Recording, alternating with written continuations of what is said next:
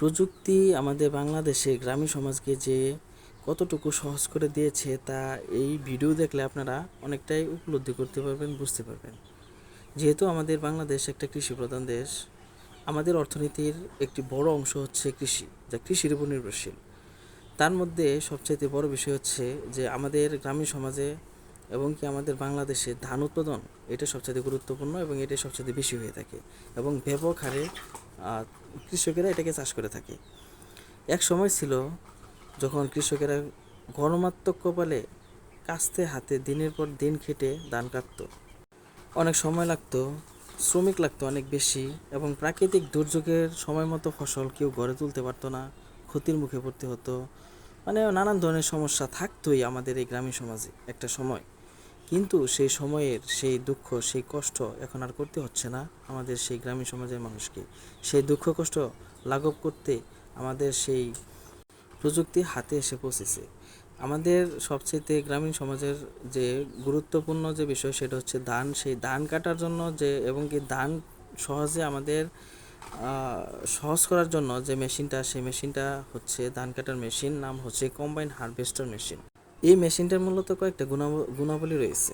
এই মেশিনটার মাধ্যমে একসাথে ধান কাটতেছে, আবার একসাথে ওই ধানটা মাড়াই করতেছেন, এবং একসাথে আবার ওই খোসা ছাড়িয়ে যে চিটা আমরা যেটাকে বলে থাকি, সেই চিটা ছাড়াইয়া মানে ধানটাকে একদম বিক্রির উপযোগী করে দিচ্ছে একসাথেই কম সময়ের মধ্যে। এই মেশিনটার এরকম 3-4টা গুণ রয়েছে।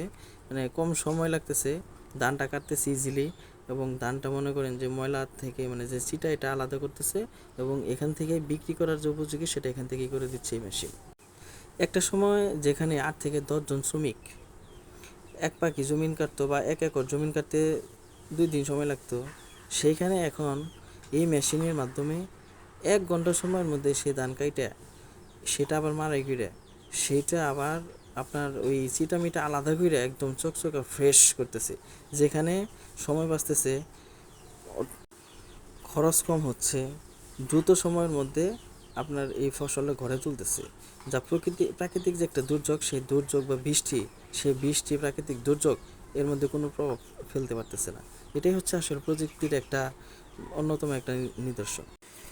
বর্তমানে গ্রাম পর্যায়ে দেখা যায় শ্রমিক পাওয়া খুবই কঠিন। শ্রমিক নাই বললেই চলে। 2-1 জন শ্রমিক রয়েছে, এরা হচ্ছে আমাদের বাবার বয়সী বা চাচার বয়সী। বর্তমানে নতুন কোনো শ্রমিক গ্রাম অঞ্চলে নাই, পাওয়া যায় না, কারণ এরা সবাই আধুনিকতার ছোঁয়ায় পড়ে গেছে, যার কারণে আসলে এই কৃষিকাজ থেকে এরা অনেকটাই দূরে সরে চলে গেছে, যার জন্য শ্রমিক পাওয়া কঠিন। এবং যদি 2-1 জন পাওয়া যায়, এদের ডিমান্ড অনেক বেশি, এদেরকে মানে অনেকটাই মূল্য দিতে হয়। এদের প্রায় 1000-এর উপরে 4-5 ঘন্টা কাজের জন্য বা 6 ঘন্টা কাজের জন্য 1000-এর উপরে এদেরকে বিল দিতে হচ্ছে, যা অনেকটা সাশ্রয়ী দাঁড়াই গেছে আমাদের এই গ্রামীণ সমাজের যারা কৃষিকাজ করে তাদের জন্য।